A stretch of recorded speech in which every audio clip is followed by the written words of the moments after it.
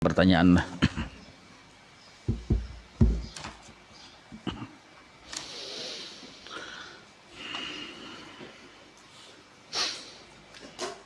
Guru sabuting lagi nah aja. Anak berabuting nggak ada bapak tahun akan jengke. Salama terbuka ya kala.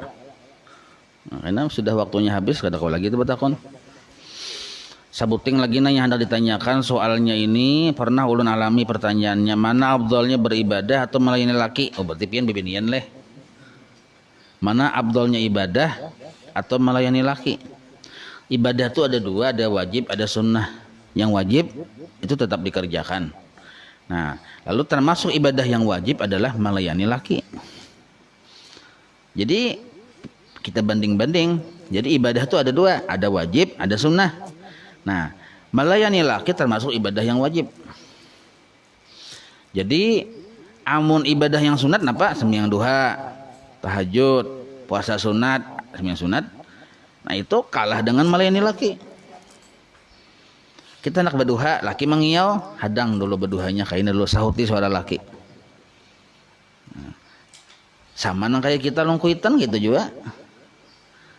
Bebakti longkuitan ibadah yang wajib. Kita sembahyang duha, kuitan mengiau, kaina sembahyang duha dulu. Nah, sama dengan laki ini nih. Laki berapa kali mengiripi mata sudah. Nggih. Dikira laki tuntung udah surah soalnya bismillah pulang juz amma nih. Tuntung bismillahirrahmanirrahim pulang. Nah, sambung tamat juz amma, tak guring laki. Dosa tuh pian kada dapat pahala lo lalu membaca Quran tadi nih. Nah, jadi harus sama-sama paham. Bila laki mengiripi mata, iya tuh. Kayak itu juga bini, laki pun harus paham. Bulang bulik bini betapi dada sudah. Laki kada tahu-tahu tentang mengatik tasbih ya. Salah juga enggak itu. Nah, jadi ada sesuatu yang kewajiban antara laki dengan bini. Jadi mun pian betakun mana afdalnya beribadah atau melayani laki, harus kita pahami. Melayani laki pun ibadah, bahkan hukumnya wajib. Nah itu. Dan kedua, apakah hukumnya menabung di bank? Ini mulai berhari sudah ini. Dan apa juga hukumnya deposito uang di bank? Kalau menabungnya aja kada apa-apa. Menabungnya aja, yang kada boleh itu bunganya. Lalu bunganya tadi dimakan pulang itu kada boleh. Dimakan anak bini pulang, anak bini segala macam kada boleh. Apalagi dituang sajadah dibawa sembahyang begini . Nah, jadi bunganya nintu aja. Cuma bunganya tadi pulang jangan juga ditinggal di bank. Ambil aja. Cuma digunakan kepada kemaslahatan orang banyak. Jalan pina beluang-luang, tukarakan tanah kah, pasir kah, tuyuk ke jalan. Nah, itu duit bunganya tadi. Tapi mun kita menabung bank dasar tujuannya supaya dapat bunga, kada kawan mungkin begitu ya lah. Tujuan kita anak bunga juga sudah jelas salahnya. Jadi kalau kita menabung di bank tujuannya untuk bunga, jelas keharamannya. Tapi ini bank-bank yang berbunga, lah. Tapi kalau kita menabung bank untuk supaya aman duit kita, karena kada ada lagi yang di tempat yang lain kecuali hanya bank, misal, lah, kada bunga yang kita unting, itu kada apa-apa. Paham ya lah? Cuma kena bunganya jangan ditinggal di bank, ambil aja. Cuma untuk kemaslahatan orang banyak, yang sifat-sifatnya jalan, ada jembatan mina rusak segala macam, julung. Tapi yang penting kita tahu, jangan atas nama kita. Nah tuh orang memberi itu, gitu aja. Kalau atas nama kita, kada sah. Kenapa? Karena itu uang haram. Nah, orang memberi, siapa yang memberi? Orang banyak. Karena duitnya tuh asalnya orang banyak, yang memberi kepada orang banyak juga. Nah, gitu. Itu caranya, jangan saya memberi aku ya, nah salah. Kenapa salahnya? Hakunnya seorang memberi yang haram ya. Paham lah nih? Nah, itu. Jadi menabung di bank ini tergantung niat. Bila niat kita tujuannya hendak mencari bunga, haramlah jelas. Tujuan kita supaya duit aman, kada apa-apa. Nah, cuma wah ini alhamdulillah ada bank syariah. Ya lah. Coba bang kita ke bank syariah. Cuma hati-hati banknya bisa aja tulisannya syariah. Orangnya menyariah. Ya kalau jadi itu masalah bank jelas saya lah. Nah itu. Karena kita ini memang sudah diformat oleh negara kada kawa lepas dari bank haji ya melalui bank juga ya kalau. Nah jadi kalau tujuan kita menabung di bank untuk berhaji selanjutnya itu kada apa-apa boleh aja. Bukan seluruhnya di bank itu haram seluruhnya, kada banyak yang halalnya juga. Cuma pintangan bunganya itu aja. Kenapa haram bunga tuh aja? Nya betikas bedahulu. Betikas tuh bahasa Inggris mau paham lah. Betikas bedahulu tuh betantu bedahulu tuh yang salahnya. Bilanya seini, nah itu yang mulai jadi riba tuh. Cakanya kada betikas, sapambari atau kada bepandir bedahulu. Itu bahasa anunya mudharabah narannya itu bagus bagi hasil. Nah itu Islami nah itu syariat narannya. Dan apa juga hukumnya mendepositokan uang bank? Sama aja nih. Ini kan jelas lagi. Bilanya duitnya seini, jangka waktunya seini, dapatnya seini kan betantu juga. Ya haram juga hukumnya nih tuh. Kalau betantonya masalahnya bukan apakah nama deposito, soto, tasarahin naranya apakah. Yang penting gawiannya nih tuh nah caranya kayak apa? Bukan masalah nama kita tuh. Ulu nama tidak paham juga, cuma lihat isinya kayak apa. Kalau isinya tadi batikas bedahulu, nyawalah bila menyimpan duit dia nu aku, duitnya ini dan lamanya ini, kubari ini. Nah itu jelas bunga sudah. Haram hukumnya, riba narannya. Bila kayak itulah kira-kira deposito tuh. Namun kayak itu jelas sudah. Cuma cakanya kayak ini pernah, nyawalah mau menyimpan duit anu aku ini, aku mudahkan. Karena siapa keuntungannya kita bagi kena sini. Nah itu kada apa-apa nih tuh. Boleh aja. Untungannya banyak juga kita dapatnya. Untungannya sedikit juga. Nah itu kada riba. Boleh aja. Walaupun naranya deposito juga. Jadi bukan masalah nama ini. Masalah gawiannya tuh kayak apa. Nah jelas saya lah. Nah jadi lihat itu apa gawiannya gitu nah. Kalau yang betantu berdahulu seini jelaslah ribanya. Itu sudah mulai bahari kala sudah kada perubahan. Kada kudu berubah mulai bahari dan termasuk guru sumpul termasuk maharam makan masalah bunga itu. Ada termasuk riba. Minta contohkan bacaan Fatihah basambung yang bujur kayak apa gasan tarawih guru. Sudah leh. Ini kada termasuk soalnya. Saking tarawih nih tuh boleh basambung, boleh aja sebenarnya basambung tuh asal caranya menyambung bujur. Anak kayak apa kah? Boleh aja. Asal cara menyambungnya bujur. Lah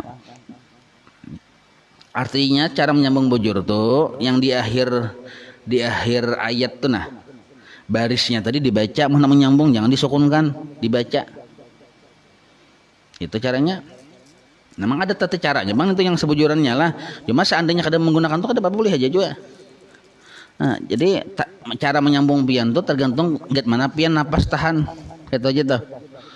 Nah itu jadi caranya ini kada pian buka bukunya. Ya caranya kena ujung terakhir ayat tadi baris harakatnya tadi hendak disambung ke ayat sesudahnya jangan disukunkan tapi dibaca. Misalnya Alhamdulillahi Rabbil Alamin. Itu kalau kita wakaf. Kalaunya kita bersambung mina baris nun itu baris di atas, naknya itu dibaca tuh kalaunya disambung dengan ayat sesudahnya. Minarrahmanirrahim. Nah kayak itu. Ar-Rahmanir-Rahim. Mun sambung ka Maliki Yaumiddin bilang Maliki Yaumid. Itu caranya menyambungnya. Jadi itu mudah benar pian amun dibuka dulunya hanya surahnya tulisannya dibuka dilihati harakatnya baris di atas baca baris di atas hanya sambung dengan ayat sesudahnya. Nah kalau nyamun hendak yang berperaturan kan ada caranya, ada yang 4 napas ada yang senapas. Cara 4 napas Bismillahirrahmanirrahim.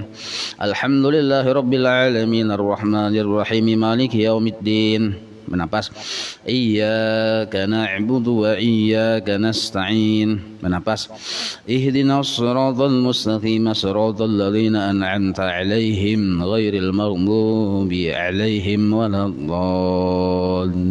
Nah itu dari sampai waladdallin. Nah ini kada kawa belajar kada pian seorang melihat di mana di tulisannya itu nah ini beres di atas akhirnya sambung dengan ayat itu caranya. Mun handak yang sanapas dari bismillahirrahmanirrahim, tutung bismillahirrahmanirrahim, benapas dulu di situ. Dari alhamdulillah sampai waladhdallin. Nah itu muntahan. Menjaga babah ngomong muha kada usah.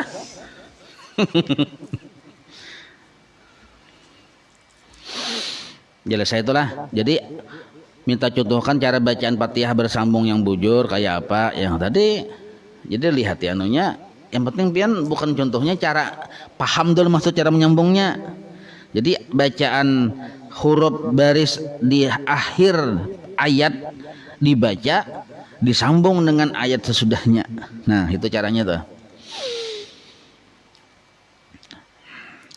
Apa hukumnya makan sahur dalam keadaan junub? Boleh ya, cuma makruh. Makruh. Mun haram enggak ada makruh.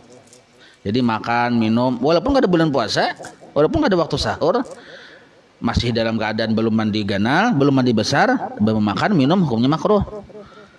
Nah, makruh hukumnya lah. Tapi ada haram tuh. Tetaplah sah puasanya bila mandi wajibnya sesudah azan subuh, sah aja puasanya, ada hubungannya. Biar pian bangun jam 8 pagi. Dalam keadaan junub pulang, sahlah puasanya sah aja karena tuh lain jalurnya. Tapi berdosa kita kada sembahyang subuh. Nah, jadi sah saja puasanya walaupun kita mandi wajibnya sesudah azan subuh. Orang sudah sembahyang subuh, kita kan tadi imbah basah sebelum basahur tadi kan rupanya betinju nih. Sebelum basahur pas mbah tuh bangun jam 3, makanan sahur dulu lagi bini. Mbah tuh berabah-rabah taguring urang ajan subuh kita takajud tak bangun masih berabah-rabah galing-galing orang subuh sudah lalu orang bawirit lalu bangun lalu hanya mandi ya kayak itu kasusnya nih lah. Sah ada puasanya sah aja puasanya ada bapak cuma kita hati-hati ya subuh jangan terliwat waktu itu lalu cepat-cepat mandi sekali mandi berdua pulang hati-hati lo pindah ada rundi kedua ya. Itu aja. Jadi sahaja puasanya lah kata bapak. Bolehkah niat salat tarawih digabung dengan niat salat mengqada subuh? Kada kawa. Salat tarawih lo nih. Sembahyang sunat tarawih juga. Mengqada subuh juga. Yang mana didahulukan kalau ada qadaan yang wajib dahulukan qadaan yang wajib. Jadi mengqada subuh didahulukan niat tarawih bang ada kamu digabung sunat juga kenapa ada digabung karena dalam niat sembahyang tuh ada 3 di situ qasad ta'arud ta'yin arti ta'arud itu membedakan wajibkah sunnahkah sekalinya antara wajib dan sunnah aja lalu bingung berarti ada ta'arud lagi narannya kan ada qasad aku sembahyang ta'arud sembahyang apa wajib sunnah wajib sampai wajib ta'yin wajib napa subuh. Nah itu tuh termasuk rukun di dalam niat. Kalau kita digabung ya tadi antara wajib dan sunnah narnya sudah menghilangkan rukun yang ta'arud itu. Nah jadi kada kawat digabung. Ya dahulukan yang wajib dulu kada dahulukan. Karena kita bilanya sembahyang sunat didahulukan musyalah meninggal dunia yang wajib kada takada nah ngalih urusannya. Kada tahu kita umur ya kalau. Nah dahulukan yang wajib dulu. Mun badua kita tambahi pas imbah bacaan wali masyayikhina wa zaujatina. Kada bapalah guru kayak itu. Kada bapa Pian tambahi wali masyayikhina wa wali muallimina boleh ya tambahi zaujatina. Zaujatina kan istri-istri kamil kok. Boleh istri kami berarti banyak istrinya nih istri-istri ini yang lah. Ada bapak boleh aja. Amun pian saurangan berdoa lalu pian wali zaujatina aja pian istri-istri kami banyak azwajina istri-istri kami misalnya tapi seorang berdoa berarti banyak ini pian tuh. Wali kalaunya saurangan ya lah. Kalaunya orang banyak wali azwajina itu nah. Boleh tambahi ya. Wali angsaina wali itikina. Boleh tambahi asal pahamnya. Boleh aja nih kada apa-apa. Ini kan artinya kan mendoakan wali jiranina, jiran ya Allah. Nah, wali ini wali macam-macam. Arti wali itu kan bagi. Boleh ditambahi, tambahi aja bagus lagi nih. Ujar bahasa ini lucu.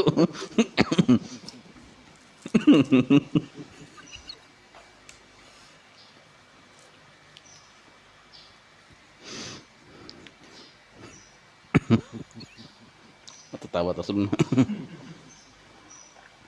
Amun kita mendengar apa maksudnya lah amun habis pancar amun kita mendengar habis itu pancar banyu mata jadi sedih. Ini pakai kisah kan ya.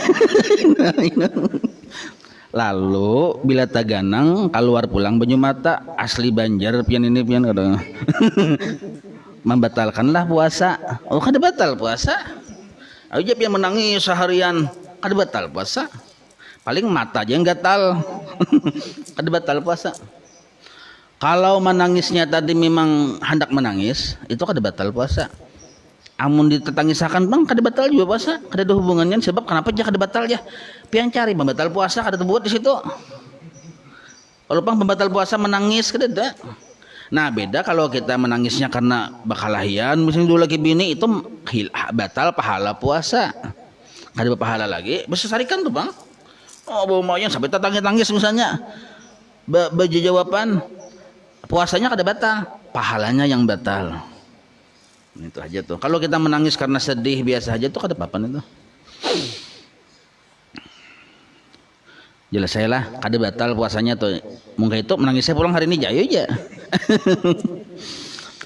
Apa hukumnya seorang wanita yang demi menyelamatkan dirinya dan kehormatannya dari orang yang ingin memperkosanya, ini nih horor nih, dan dijadikan alat pemuas nafsu laki-laki sehingga ia bunuh diri. Apa hukumnya bunuh diri? Misal terjadi di daerah konflik perang. Oh nih. Mau hendak perang aja kita nih ya kalau kada perang Jepang kita nih. Kada apa ayah kalau bunuh diri dalam kasus kayak ini tetap kada boleh. Tetap hukumnya haram. Walaupun nangka itu tadi kada boleh kita bunuh diri. Yang disuruh kita melawan. Walaupun orang bunuh. Nah, mati syahid darahnya. Jadi tentu kita melawan, mau kita seorang membunuh itu darahnya putus asa, kada boleh. Tapi mau kita melawan lalu orang sarik orang bunuh, ada bapak. Nah, jadi di sini kasusnya ini kalau bibinian dan tertekan maka boleh dua di sinilah. Kayak pertanyaan pin boleh dua, bukan dengan pilihan bunuh diri. Kada pertama melawan sehingga orang yang disarik dibunuhnya kita mati syahid. Yang kedua melawan kedua nih. Lu merasakan tapi kita hati kada ketujuh, kada apa-apa dimaafkan, kayak itu aja. Nyawalah jangan sembahyang, bila sembahyang nyawa ku bunuh, ujar perampok nih, ujar siapakah. Nah itu pilihannya antara dua sama kayak ini juga. Antara dua pertama kita melawan, kita lawan mati syahid. Kedua kita kedua ini melawan, tapi hati kita kada ketujuh, paksa kita kada sembahyang. Maka sembahyang kita menghormati waktu aja siapa kawa kita. Coba kita mau kita tampakkan dibunuhnya kita kedua nih. Pilihannya kedua adalah kada sembahyang. Nah itu modelnya kan sama ini juga pertanyaannya. Jadi kalau kita memilih bunuh diri itu tak salah. Itu nantinya beri dahulu seorang menentukan nasib seorang nantinya. Ada boleh. Jadi apa hukumnya bunuh diri kasus ini? Ya haram hukumnya tetap. Jadi jangan artinya kada sabar, ini kan ujian ternyata. Kenapa bunuh diri? Kan jadi pemuas laki-laki jadi istrinya kayak jadi pemuas. Nah itu dia hati kada ketujuh. Nah itu hati kada ketujuh. Ulun pengurus masjid, biasa warga tiap tahun terjadwal membukakan puasa di masjid, termasuk ulun juga. Karena sikun wayah ini kegiatan di masjid ditiadakan, termasuk sumbangan berbuka puasa ditiadakan. Nah, tapi sudah sekitar 4 hari ini kaum masjid mengajak warga buka puasa bersama. Dan ada juga yang menyumbang makanannya tanpa sepengetahuan ulun selaku pengurus masjid. Oh, curhat pian deh. Pertanyaan ulun, apa hukumnya mereka yang mengindahkan anjuran pemerintah dan MUI, apalagi mengerjakan tarawih dan jamaahnya banyak? Apa hukumnya? Betakun dengan Satpol PP. Apa hukumnya?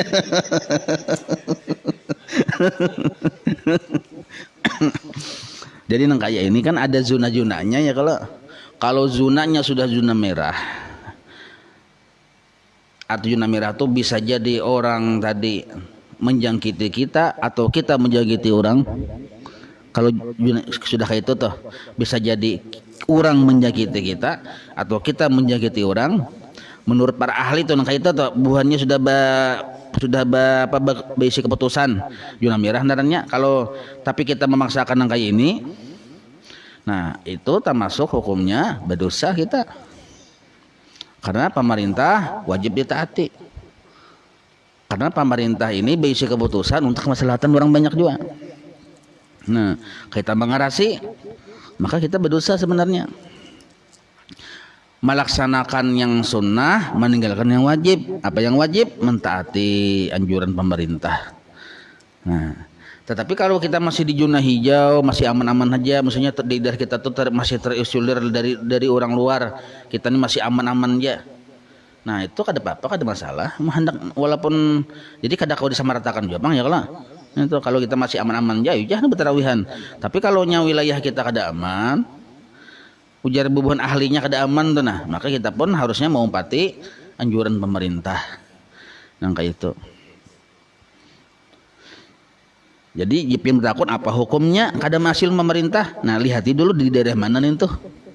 Kalau di daerah zona merah yang di situ dikhawatirkan terjadinya penyebaran virus, nah lalu kita menggawi tarawih berjamaah orang banyak pulang, itu hukumnya kada berdosa, kada berpahala lagi tarawihnya, berdosa. Kada berpahala lagi, berdosa. Kenapa? Karena tadi di situ kita berpotensi menyebarkan ke orang atau orang menyebarkan ke kita. Nah itu tuh. Tapi kalau situasinya aman ya, masih zona hijau, biru ya, kalau hijau apa putih zonanya masih tuh. Nah itu kada apa-apa aja. Yang terjadi tergantung zonanya lah gitu nah. Apakah kerugian ulun karena tidak ikut menyumbang takjil berbuka, karena tahun-tahun lalu ulun selalu aktif juga mengumpulkan orang banyak berbuka? Ada rugi pian. Caranya mau hendak mano supaya menyumbang ke orang, cari dengan cara yang lain. Jadi pian nukar sembako ke apakah julung lawan tetangga miskin atau keluarga yang miskin. Jadi masih banyak cara aja kita hendak membuka orang tuh banyak caranya. Datangi ke rumah yang miskin-miskin, julung gitu caranya. Kada mesti harus dikumpulkan orang tuh nah. Jadi itu caranya. Jadi banyak cara tuh nah, kada sebutin cara tuh kita hendak mencari pahala dari Allah Taala. Jadi jelas ya sudah. Bilang kayak ini hukumnya. Bila kadosa sengalir-ngalir, contohnya aja dalam fikih lah. Kita ini nah bangun guring, bersikat gigi kada, apa kada, mandi kada, imbah ninto langsung baudo gini yang sunat-sunatnya kada digawi, bakal kumur kada apa kada, langsung sembahyang, itu makruh sudah. Kalau ada orang terganggu jadi haram nantinya. Itu hanya urusan menuntung aja. Ini urusannya virus. Paham lah pian nih? Ini urusannya virus, urusan yang muntung kalian virus tuh sudah hukumnya makruh. Kalau terganggu orang di sebelah, kita sembahyang tadi dengan mulut kita yang kada bersikat gigi segala macam tuh jadi haram hukumnya. Apalagi ini urusannya virus. Dan bukan hanya itu, ini kesepakatan pulang. Nah jadi kita itu tadi maksudnya jangan sampai kita membahayakan orang dan jangan juga orang membahayakan kita, karena menjaga keselamatan kita hukumnya fardu ain. Jadi wajib kita tahu nih, menjaga kesehatan kita tuh fardu ain hukumnya. Arti fardu ain itu tuh kada kau diwakilkan, masing-masing wajib menjaga kesehatan. Kada boleh kita membahayakan kesehatan kita seorang. Nah, Jadi penting kita ketahui pemerintah kada melarang kita tarawih. Ini banyak salah paham, melarang tarawih ya kada. Kerumunannya itu yang dilarang. Kerumunannya itu nah maka kan semua dulu lagi asal sudah ulun padahi tata cara tarawih di rumah ya kalau gampang ya tata tarawih di rumah. Berjamaah juga dulu lagi bini kan, cara anak kah. Cuma kita ini kan tarawih itu parasan kita di masjid tuh, bang sudah. Bila kada di masjid kan beli ke rumah nonton TV naham galing-galing kada tarawih lagi tuh. Nah itu berarti kita ketahuan kualitas keimanan kita beribadah tuh karena orang banyak. Nah itu ibadah kita kan orang banyak aja mun kada mun seorangan galing-galing itulah anunya kualitas kita tuh nak ketahuan di situ. Nah jadi jelas saja. Jadi jawaban pian ini tergantung zonanya lah, tergantung zonanya. Mun zonanya hijau aja, aman-aman aja, bagus tarawih. Makanya untuk tiap-tiap masjid walaupun zona merah itu tetap disarankan azan. Jadi kaumnya tetap azan. Imamnya ada seorangan tetap jadi imam di situ sembahyangan atau berdua aja kadang dengan kaum. Maka itu. Jadi jangan juga masjid dikosongkan kalau ada azan kada boleh. Langgar-langgar di mana-mana tetap jajan itu masing-masing. Nah, tarawih misalnya tadi teh ajalnya tetap aja. Cuma kita ini pentinglah tarawih ini kan sunnah hukumnya hanya ada di bulan Ramadan ya kalau nah hanya di bulan Ramadan. Jadi usahakan di rumah tarawih. Nah amunnya kada sanggup 20 berniat dulu 20 ingat mana kawa ingat situ. Nah itu caranya. Jadi sembahyang dulu berniat sampai 20. Oh ingat 2 rakaat aja kau aja betul kau Yohan ya anak memaham bini aja ayo itu sudah 2 rakaat aja narnya jatuhnya ke qiyamul lail dapat pahala aja juga sebab kan ke 20 udah tahan nih. Nah jadi cuma jangan sampai mun berniat sudah berniat hendak 2 rakaat aja itu yang sudah ada bujur sudah di luar mazhab narnya. Kalau kita berniat 20 juga ingat mana sampainya kena ingat situ nah itu no problem ada masalah. Nah ini cara solusi nih bagi yang pengulir juga bang. Nah ini contohnya nih ya kan. Aku berniat 20. Sekalinya kau ada 8 rakaat aja. Nah alhamdulillah. Jadi kita kadang-kadang menyerupai orang yang di luar mazhab, tapi kita tetapnya 20. Cuma ingat kawannya kita 8 aja. Paham ya lah. Nah, wallahu a'lam.